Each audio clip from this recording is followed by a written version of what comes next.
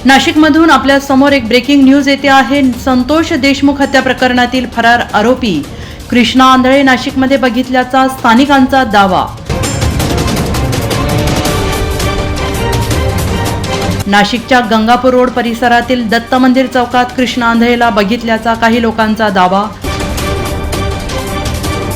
Police घटनास्थळी दाखल, परिसरातील सीसीटीव्ही फुटेजवरून तपास सुरू। एका मोटरसायकलवर कृष्णा आंधळे आणखीन एक साथीदार या ठिकाणी सकाळी 9:30 वाजता दिसल्याचा दावा। पोलीस घटनास्थळी दाखल, तपास सुरू।